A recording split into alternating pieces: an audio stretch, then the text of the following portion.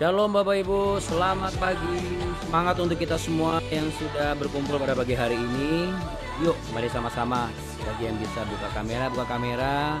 Tapi kalau memang tidak bisa, saya percaya di balik kamera yang tertutup ada hati yang terbuka untuk Tuhan. Amin. Amin ya Bapak Ibu. Yang pasti jangan sampai nanti kalau kameranya tertutup, matanya tertutup lagi. Jangan ya Bapak Ibu ya, sayang berkatnya nanti nggak dapat full. Oke Bapak Ibu sekalian, mari kita sama-sama berdoa satu dalam doa pagi hari ini. Bapa kami di dalam surga, terima kasih buat segala kebaikan kemurahan-Mu yang Kau nyatakan dalam kehidupan kami. Kami mau bersemangat dan bersuka cita pada pagi hari ini. Kami mau memuji menyembah Tuhan. Kami mau memberikan yang terbaik bagi Engkau ya Aba. Dan kami mau menyatakan betapa besar rasa syukur kami di dalam nama Tuhan Yesus Kristus. Kami yang sudah diubahkan, dipulihkan, diperbaharui, disembuhkan, dan diberkati. Kami percaya anak-anak kami, menantu kami, cucu kami, pekerjaan kami, bahkan sahabat-sahabat kami yang menjadi pokok doa kami selama ini, kami akan melihat mereka semua juga akan mengalami hal yang sama seperti kami, diubahkan, diberkati, dan mengalami pertumbuhan dan juga mengalami lawatan api Roh Kudus Tuhan. Biarlah api sukacita-Mu mengalir dan selalu ada di dalam hati kami, agar kami melangkah dengan gagah perkasa dan tidak goyah. Kami percaya tangan Tuhan yang perkasa menolong kami senantiasa. Dalam nama Tuhan Yesus Kristus, dalam nama Bapa, Putra, dan Roh Kudus, kami mengucap syukur dan kami mau memuji menyembah Tuhan dengan segala yang kami punya. Haleluya. Mari sama-sama katakan amin Bapak Ibu sekalian. Amin. Tuhan ya. Baik Bapak Ibu yang terkasih, yang mengasihi Tuhan Yesus Kristus, shalom shalom, selamat pagi. Saya sudah share ya di situ. Wah, hari ini kita mau mulai dengan lagu pujian yang sukacita ya. Jangan juga, bukan berarti harus datang dengan muka murung gitu ya, air mata masalah. Terus datang ke Tuhan juga harus mengatakan dengan baiknya Tuhan kita. Amin. Kita kasih jempol buat Tuhan kita, katakan Tuhan Yesus Engkau baik buat saya. Ya, amin. Haleluya.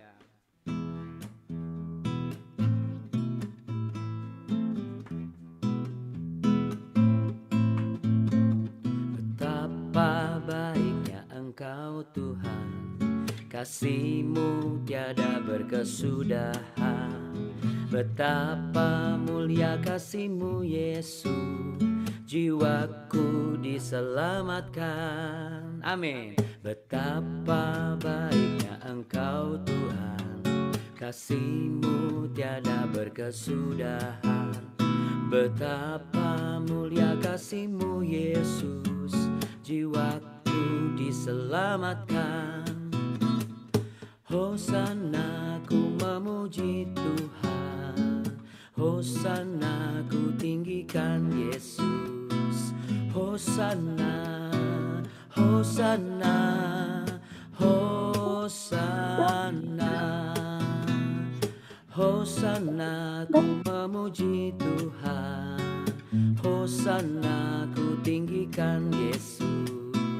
Hosana, Hosana, Hosana, haleluya. Betapa baiknya Engkau Tuhan, kasih-Mu tiada berkesudahan. Betapa mulia kasih-Mu Yesus, jiwaku diselamatkan. Betapa baiknya Engkau Tuhan, kasih-Mu tiada berkesudahan. Betapa mulia kasih-Mu Yesus, jiwaku diselamatkan. Hosana ku memuji Tuhan, Hosana ku tinggikan Yesus. Hosana, Hosana, Hosana, Hosana ku memuji Tuhan, Hosana ku tinggikan Yesus. Hosana, Hosana, Hosana. Kita beri tepuk tangan dulu buat Allah kita yang hebat. Haleluya Bapak Ibu. Oke, yuk kita sambil sama-sama angkat tangan kita, sambil pejamkan mata, sambil kita sungguh-sungguh katakan, Hosana, ku memuji Tuhan. Hosana, ku tinggikan Yesus. Amin. Hosana, Hosana, Hosana. Sekali lagi katakan, Hosana, ku memuji Tuhan. Hosana, ku tinggikan Yesus. Hosana, Hosana, Hosana.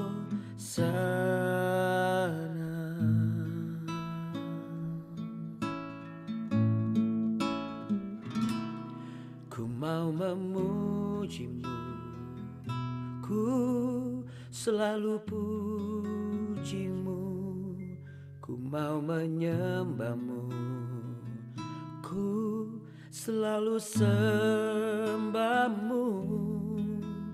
Kau yang layak terima semua pujian, kemuliaan hanya bagi Tuhan.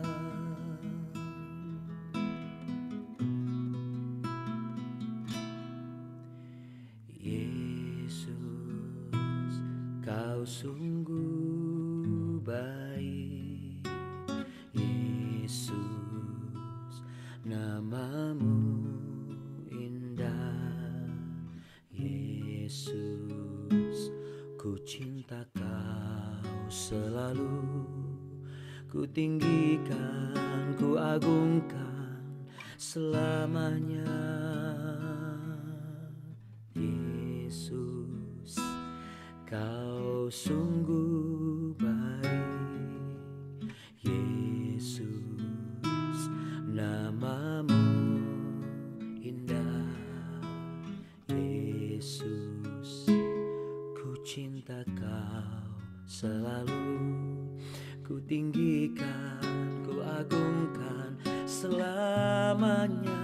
Oh, ku mau memujimu, ku selalu pujimu, ku mau menyembahmu, ku selalu sembahmu. Kau yang layak terima semua pujian, kemuliaan hanya bagi Tuhan. Ku mau memujimu, ku selalu pujimu, ku mau menyembahmu, ku selalu sembahmu. Kau yang layak terima semua pujian, kemuliaan hanya bagi Tuhan. Semua kemuliaan dan keagungan tertuju padamu, Tuhan dan Rajaku. Segenap jiwa dan nafasku menyembah Yesus yang hidup.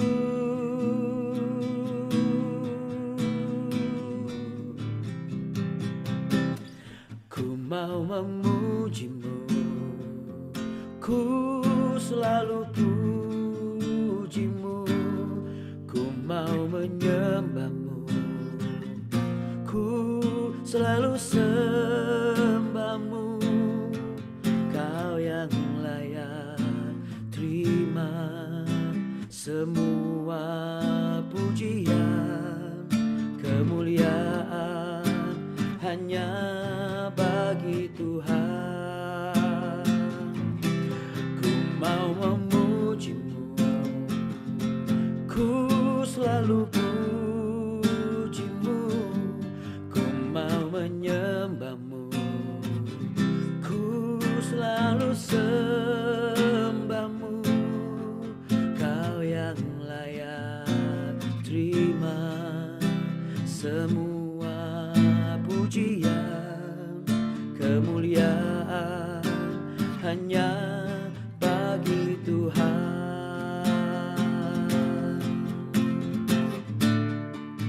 Mari angkat tangan sama-sama. Ku mau memujimu, ku selalu pujimu, ku mau menyembahmu, ku selalu sembahmu, kau yang layak terima semua pujian, kemuliaan hanya bagi Tuhan. Ku mau memujimu Tuhan selamanya.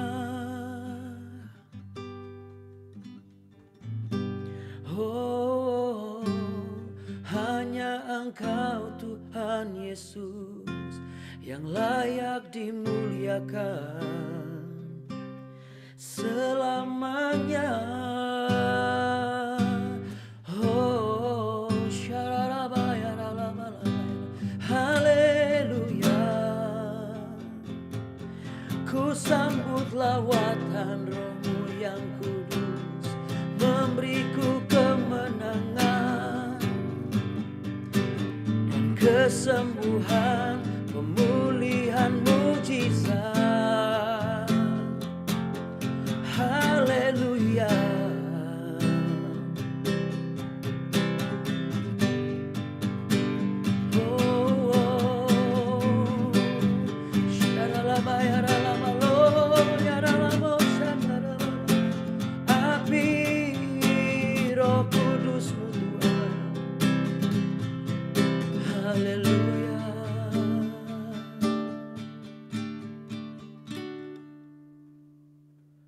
Ku mau memujimu, ku selalu pujimu, ku mau menyembahmu,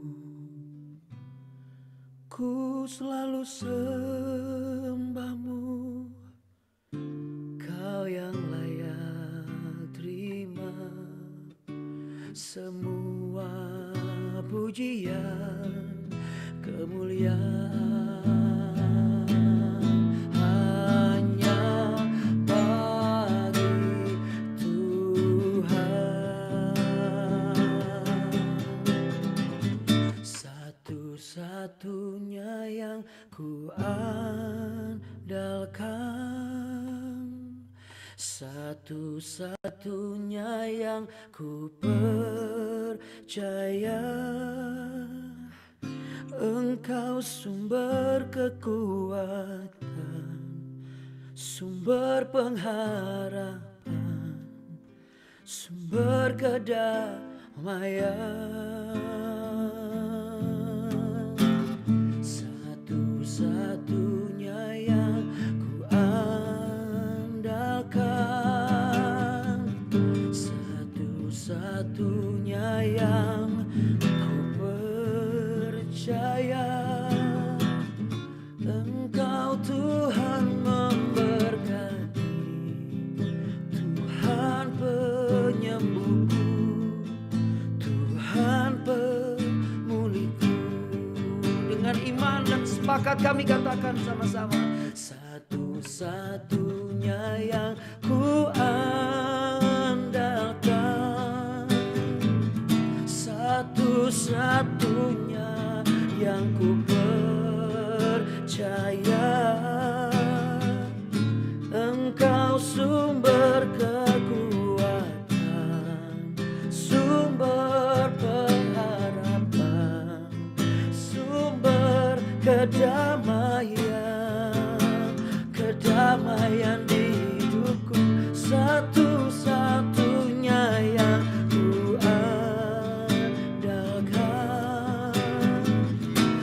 satu-satunya yang ku percaya.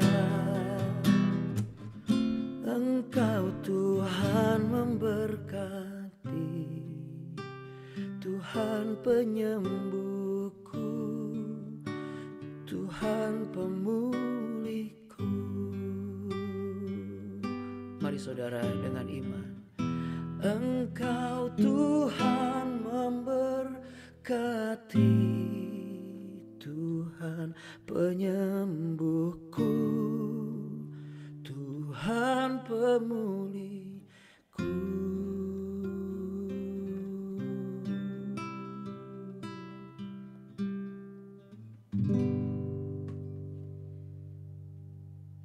Bapa kami dalam sorga, dikuduskanlah namamu. Datanglah kerajaan-Mu, jadilah kehendak-Mu di bumi seperti di sorga. Berikanlah kami pada hari ini makanan kami yang secukupnya, dan ampunilah kami akan kesalahan kami, seperti kami juga mengampuni orang yang bersalah kepada kami. Dan janganlah membawa kami ke dalam pencobaan, tetapi lepaskanlah kami daripada yang jahat. Karena Engkaulah yang mempunyai kerajaan dan kuasa dan kemuliaan sampai selama-lamanya. Terpujilah Engkau ya Tuhan Yesus. Betapa baiknya Engkau ya Roh Kudus, dan kami muliakan Engkau Bapa di sorga. Allah tiga di dalam satu Tritunggal. Haleluya. Amin. Amin. Haleluya. Oke. Ya, kalau mungkin Bapak Ibu tadi bertanya-tanya, kok Abuna tumben nih hari ini mulainya dengan lagu agak sedikit medium.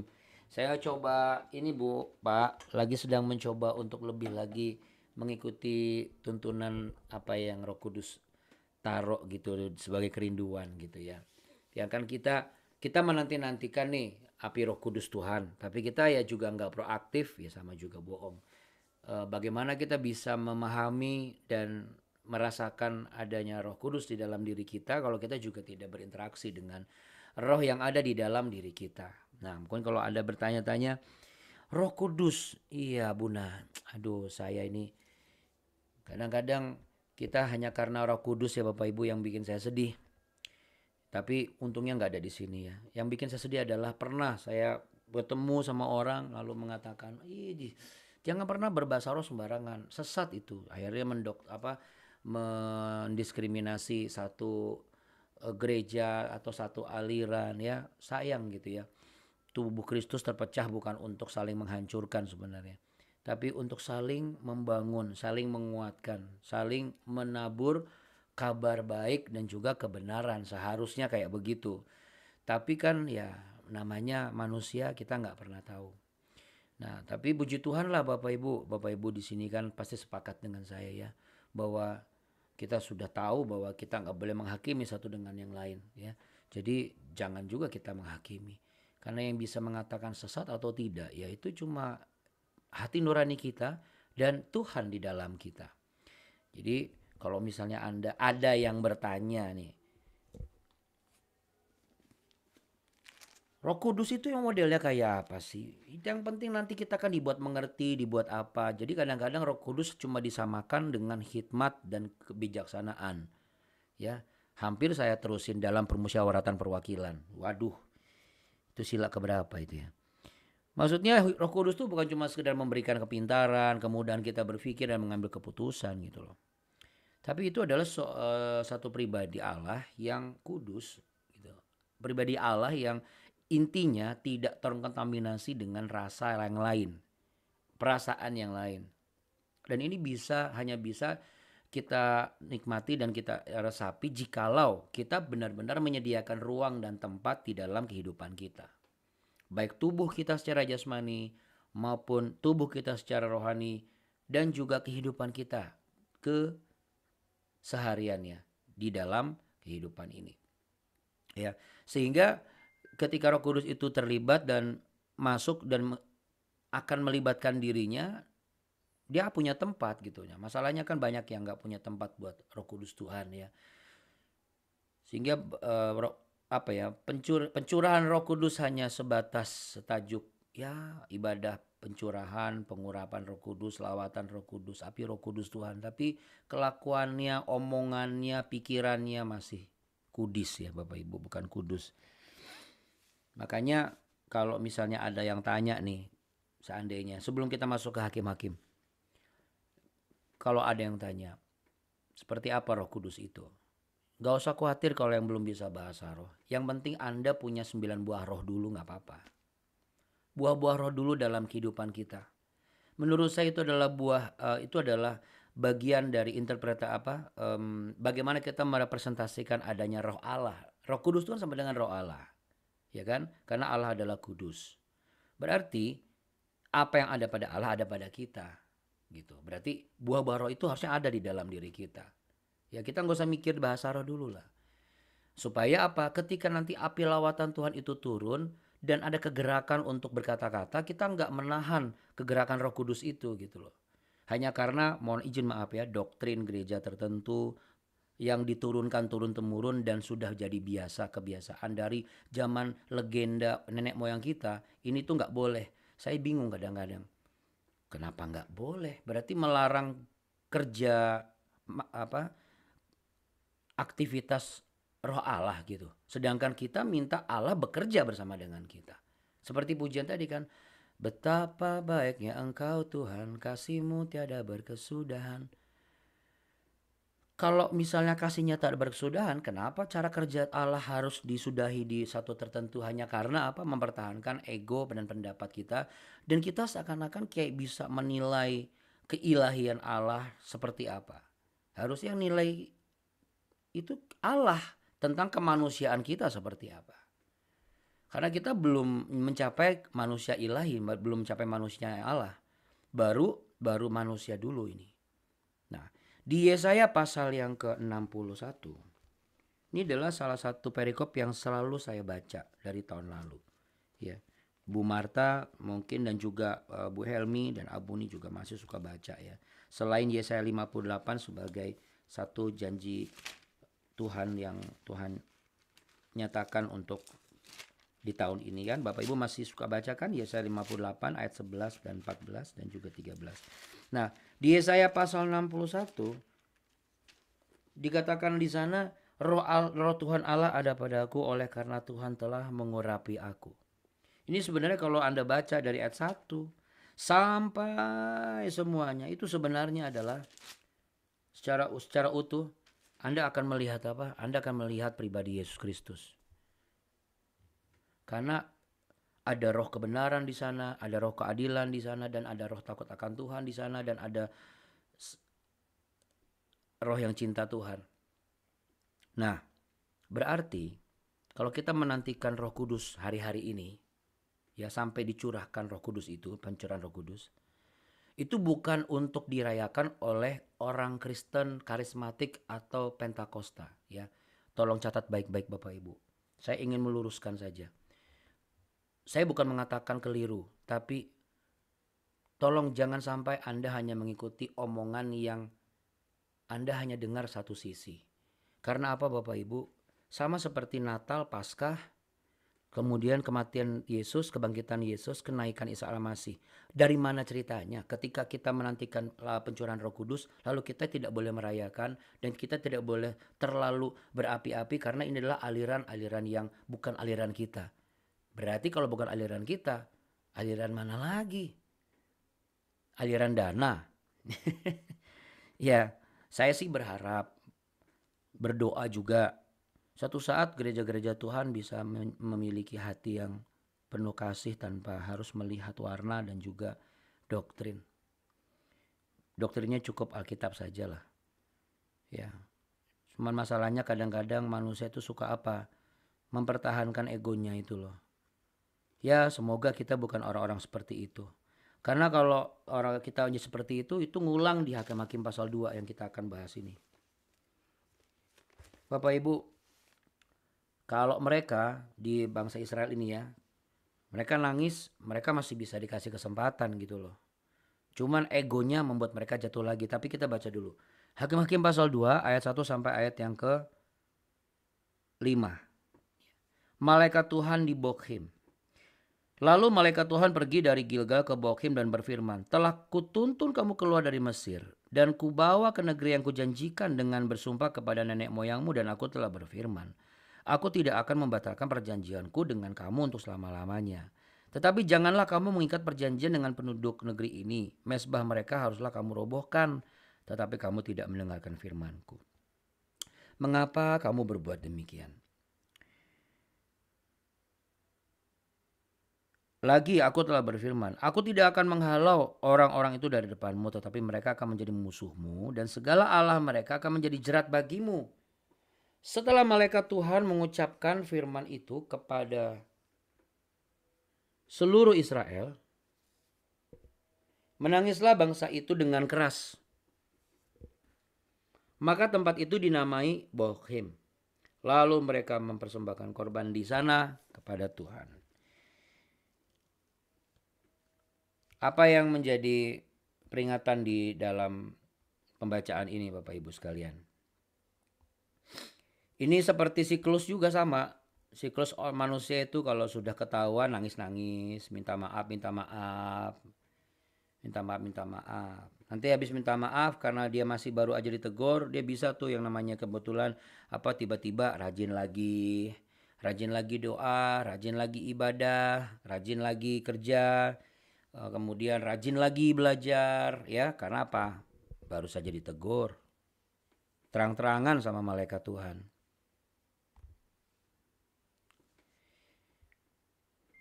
Tapi sebenarnya kan kita nggak perlu ditegur sampai seperti ini Bapak Ibu. Kenapa? Karena masanya beda gitu. Kalau masa yang sekarang itu kan Tuhan lebih canggih sebenarnya. Sama seperti halnya di dunia ini aja. Dunia ini kan sekarang lebih canggih coba, betul nggak? Intinya begini ibaratnya. Saya tidak perlu ada di hadapan Bapak Ibu kan. Cukup melalui Zoom, Anda buka kamera karena Anda mau apa, Anda bisa lihat saya atau saya buka kamera karena Anda bisa lihat saya. Kalau Anda tidak buka kamera, ya Anda masih bisa dengar suara saya. Betul nggak? Anda masih bisa dapatkan sesuatu yang bisa Anda dapatkan. Canggih nggak dunia ini? Canggih kan? Nah Tuhan juga canggih Bapak Ibu. Apa canggihnya? Dia pakai Roh Kudus untuk berbicara di dalam hati saudara.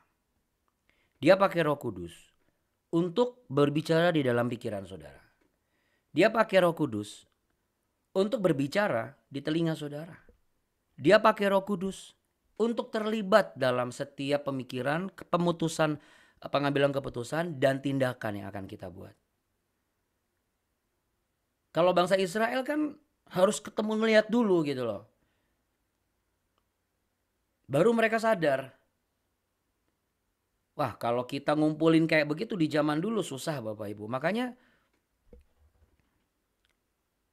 media ini bisa dipakai untuk kegiatan yang sangat positif sebenarnya. Untuk menghadirkan apa sih ya Bunda? Untuk menghadirkan kebenaran sebenarnya. Menghadirkan bagaimana firman Tuhan yang diungkap secara benar dan sederhana. Sehingga apa? Sehingga kalau ada dalam tanda kutip oknum-oknum yang hanya bikin panggung sendiri tapi pakai firman Tuhan, itu bisa sadar lah gitu. Bahwa dunia ini, pelayanan ini tuh bukan tentang cari panggung sebenarnya. Tapi kan nggak segampang itu ya Bapak Ibu. Berarti benar. Dulu pun juga nggak gampang. Padahal nyata di depan mata kita namanya malaikat. Kenapa saya katakan demikian? Gak usah ngomong malaikat deh Bapak Ibu. Pada saat zamannya Musa sama Yosua, itu kan mereka seringkali sudah dengar suara Tuhan kan. Tapi mereka bolak-balik gagal, bolak-balik gak taat, bolak-balik gagal, bolak-balik berulah. Tapi juga mereka masih bisa menyenangkan Tuhan, masih bisa yang namanya minta ampun gitu ya. Artinya selama mereka nalarnya masih jalan normal, mereka bisa minta ampun dan mereka bisa merasakan ini saya salah gitu loh. Kecuali nalar mereka sudah mengsle, udah hilang separoh, pasti ngotot bahwa mereka nggak salah. Tapi kita mau lihat Bapak Ibu, yang bisa kita jadikan sebagai pegangan untuk kita pakai di hari ini dan juga sampai nanti menjelang apa? Menjelang di tahun ini ya. Karena nggak terasa ya, ini udah Mei, bentar lagi Juni. Habis Juni apa? Juli. Habis Juli Agustus. Ya ampun, bentar lagi udah masuk ke Desember. Wah, nggak berasa kan? Ya, kita lihat dulu ya bahwa ada janji yang pernah dibuat antara Allah dengan bangsa Israel. Ya, apa janjinya itu adalah ya bagaimana Israel itu sampai di tanah perjanjian dan dia akan diberikan tanah yang berlimpah susu dan madunya. Ya, dan Allah tidak akan pernah membatalkan janjinya itu kepada bangsa Israel.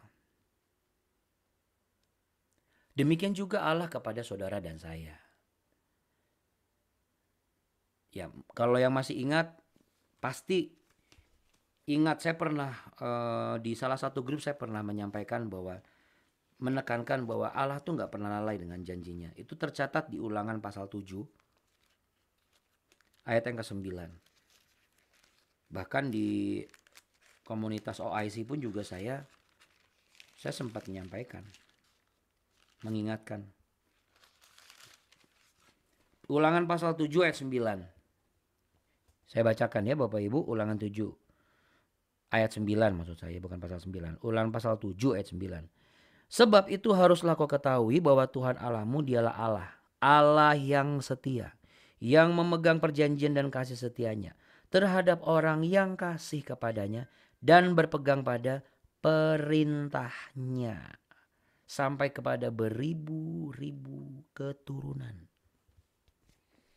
Yang menjadi persoalan, kebanyakan orang Kristen itu megang janjinya Tuhan saja.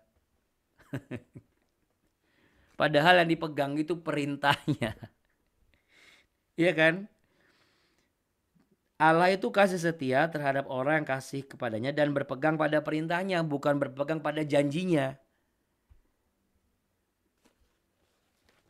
Jadi hari ini kita diingatkan lagi nih Bapak Ibu. Jangan pernah yang namanya jatuh dengan di lubang yang sama, memperkatakan atau dalam tanda kutip ngomongin tentang Tuhan Yesus. Mana janji Tuhan nih?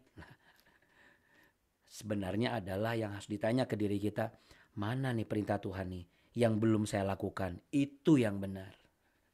Bukan mana janji Tuhan nih, katanya mau diberkati, katanya saya dapat ini, dapat itu, mana gak kejadian apa-apa. Ya ampun.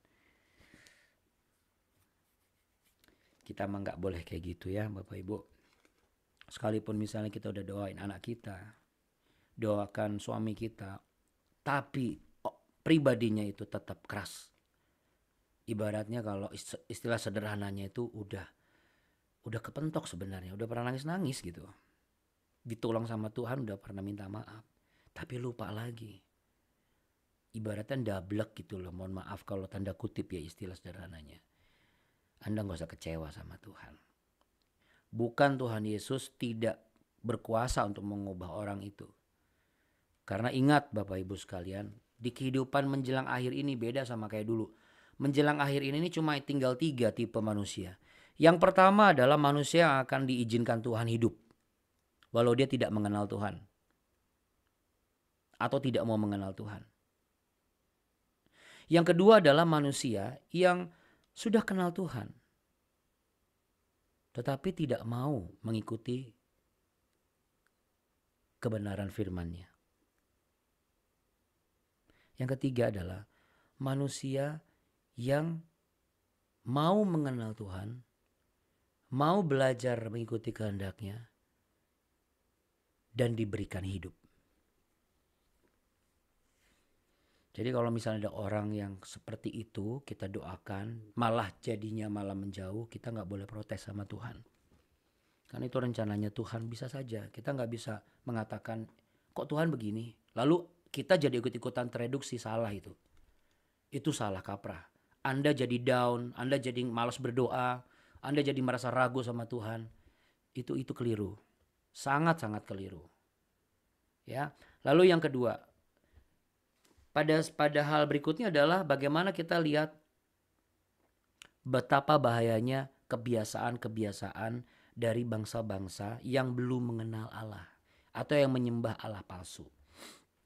Ini bicara mengenai sesuatu yang sepertinya adalah rencana Tuhan. Padahal itu bukan rencana Tuhan. Itu cuma pengennya kita bahwa Tuhan yang membuat rencana buat kita. Itu yang disebut Allah palsu. Itu yang disebut hal yang berbahaya. Kalau patung kita sudah tahu. Kalau misalnya tampilan-tampilan yang nggak benar gitu, apalagi lokasi yang menyeramkan, kita pasti sudah tahu itu nggak ada Allah di situ. Yang lebih berbahaya adalah ketika kita menganggap atau kita menginginkan bahwa ini rencana Tuhan loh. Padahal belum tentu itu rencana Tuhan. Lalu bagaimana caranya Abuna untuk kita bisa tahu itu rencana Tuhan? Yang gak ada lain gak ada bukan. Harus makin kenal dengan Tuhan. Bagaimana mungkin saya bisa tahu kebiasaan Bapak dan Ibu kalau saya gak kenal Bapak Ibu?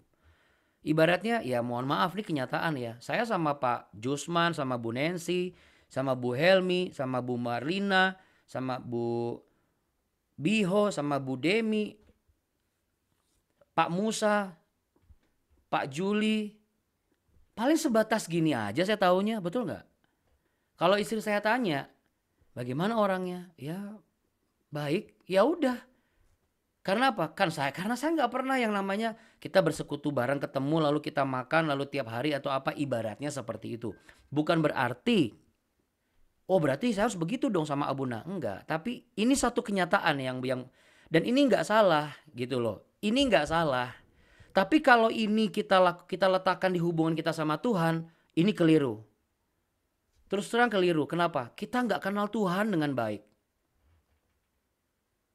Sama, ketika kita punya tim, lalu tim kita hanya sebatas ya sudahlah ucapan ulang tahun, ya sudah ulang tahun ada bagian yang nulis selamat ulang tahun. Tapi kita nggak mendoakan. Bukan berarti kita harus telepon orangnya dan mendoakan orangnya kan. Tapi kita benar-benar mendoakan karena kita kenal dengan orangnya. Bagaimana kita bisa kenal?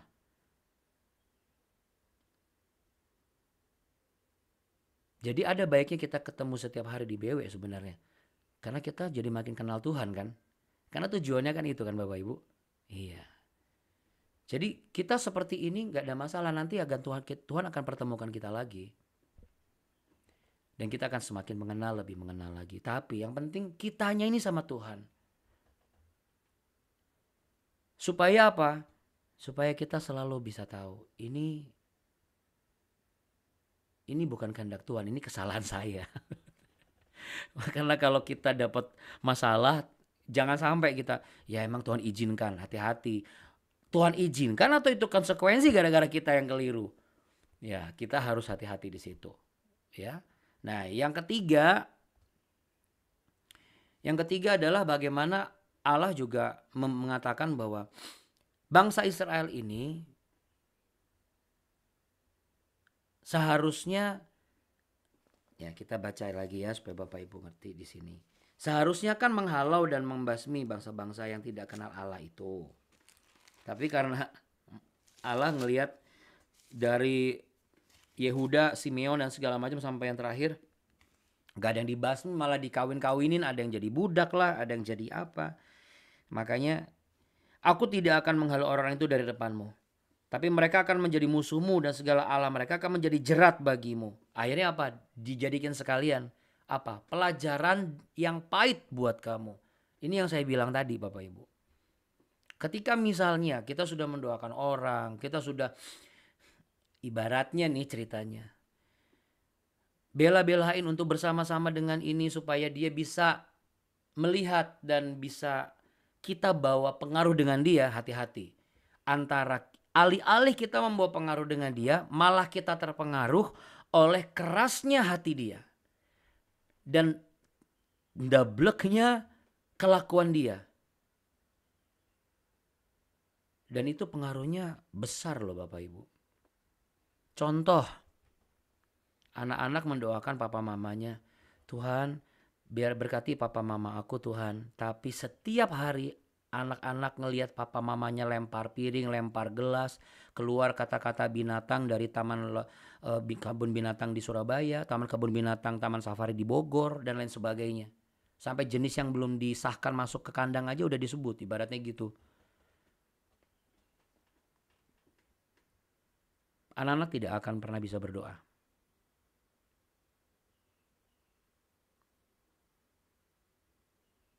Kita bisa begitu loh Bapak Ibu. Kalau kita nggak hati-hati.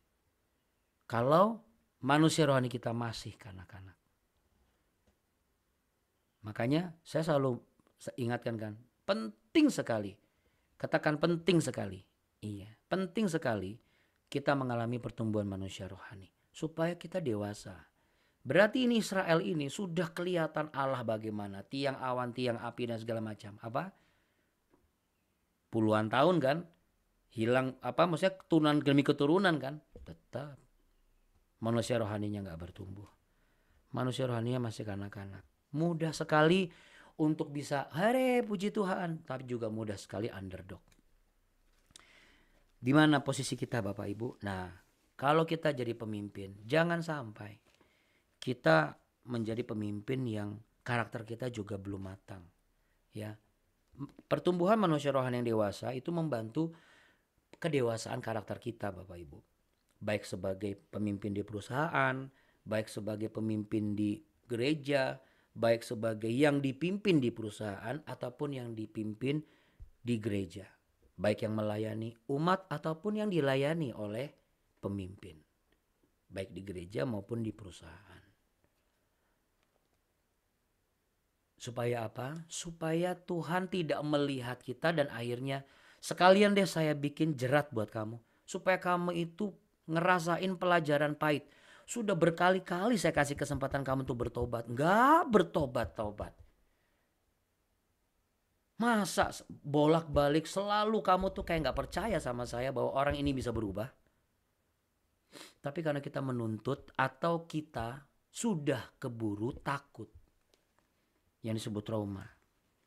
Ya, ketakutan yang terlalu besar justru akan menghancurkan rencana Tuhan yang indah. Iya. Jangan merasa takut bahwa waktunya sudah gak ada lagi. Karena apa Bapak Ibu? Selama kita masih bisa bernafas, kita masih bisa bangun, kita masih bisa menikmati kebaikan Tuhan. Mungkin malaikat tidak di depan kita. Tapi seperti yang saya bilang, di zaman sekarang ini Roh Kudus ada di dalam saudara dan saya. Makanya ya saya sangat berharap ya Bapak Ibu. Saya berdoa juga Bapak Ibu tetap menjadi pembawa pengaruh. Bukan pribadi yang mudah terpengaruh. Yang lainnya begitu, yaudah saya begitu deh. Jangan Bapak Ibu. Bagaimana Bapak Ibu ada, sebagaimana Bapak Ibu awalnya bagaimana, seperti itulah adanya. Terus pertahankan. Itu yang dikatakan salah satu nilai kekudusan adalah dia ajak gitu loh, konsisten dia. Dia tidak mudah dipengaruhi karena tidak mudah terkontaminasi. Seperti minyak sama air aja langsung kepisah. Dengan sendirinya langsung kepisah. Kenapa? Ini bukan warna saya, ini bukan bagian saya. Dan karena apa? Karena di dalam diri saya ada Roh Tuhan. Dan Roh Tuhan mengatakan ini bukan bagian Tuhan. Mari sama-sama kita satu di dalam doa. Bapak Surgawi, terima kasih untuk tuntunan dan juga hikmat yang Tuhan berikan. Kami tidak mau menjadi pribadi yang mudah sekali terpengaruh, mudah sekali bangkit, tapi juga mudah sekali untuk jatuh dan menjauh. Kami mudah sekali bangkit dan kuat, tapi kami juga mudah sekali untuk lemah dan lunglai. Beri kepada kami ruang hati untuk Roh Kudus-Mu tinggal di dalam sana. Menguasai pikiran kami dan hati kami dan kehendak kami.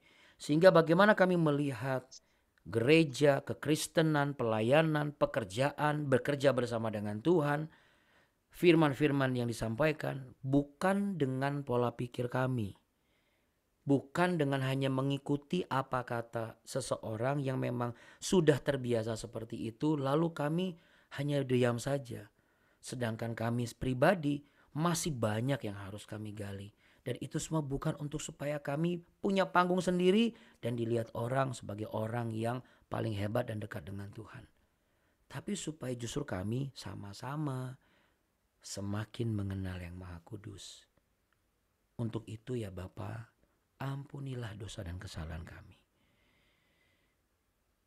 Kami bersyukur dan berterima kasih. Engkau Allah yang penuh kasih. Engkau Allah yang tetap memberkati kami. Bapak Ibu, terimalah berkat damai sejahtera dan cinta kasih Tuhan untukmu. Biarlah kita belajar sesuatu. Jangan sampai kita dipandang oleh malaikat Tuhan, dipandang oleh Tuhan sendiri. Ya sudahlah. Yang harusnya dihalau dari dirimu itu malah kau simpan terus. Aku izinkan itu sampai engkau dapat pelajaran yang pahit dari situ. Tapi kita tidak mau seperti itu Bapak Ibu.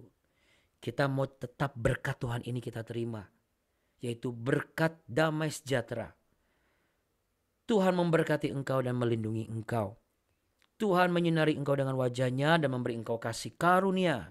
Tuhan menghadapkan wajahnya kepadamu, memberimu perlindungan, kekuatan, damai sejahtera, dan keberanian dan kepastian bahwa kita akan sama-sama terus bertumbuh segambar dan serupa menuju kepada Kristus. Dan kita akan sama-sama mengalami lawatan api Roh Kudus-Nya. Di dalam nama Tuhan Yesus Kristus. Dalam nama Bapa, Anak, dan Roh Kudus. Haleluya. Sama-sama katakan amin. Amin. Puji Tuhan. Oke, kita beri tepuk tangan Bapak Ibu sekalian. Tuhan Yesus memberkati ya Bapak Ibu. Tetap semangat dan bersuka cita. Selamat bekerja. Sampai jumpa besok. Terima kasih ya Bunda. Tuhan berkati. Bapak Ibu semua. Ya. Terima kasih juga buat, saya mau coba sebutin satu-satu Bu Betsy, Bu Duma, Bu Ida, Bu Marlina Situmorang, Bu Nancy Tinja dan Pak Jusman, Bu Nova, Bu Yani, Bu Betty, Bu Helmi, Bu Demi, Bu Irma, Pak Juli, Bu Eli, Oma Leli Kristiani, Oma Dora Gunawan, Ibu Marta, Pak Musa Lembang, Ibu Bida Muhartik, Pak Ogi, Bu Mimi dan juga Bu Teresiali dan juga Pak Yongki, Bu Biho, Bu Yeni, semuanya. Ya sudah ya, sudah semua ya. Baik, tadi yang udah duluan siapa itu belum sebut saya sebut. Ya nggak apa-apa. Sampai jumpa besok pagi kalau gitu. Oke, Tuhan berkati ya Bapak Ibu. Shalom. God bless. Iya. Kasih ya Bunda. Iya, sama-sama. God bless. Oh, ada Pak Dwi, Bu Linda dan juga Lavanya. Itu dia. Apa lagi nih? Oke. Gak ada yang ketinggalan. Oke. Tuhan berkati. Sampai jumpa besok. Bye Bapak Ibu sekalian. Tetap semangat. Tetap semangat.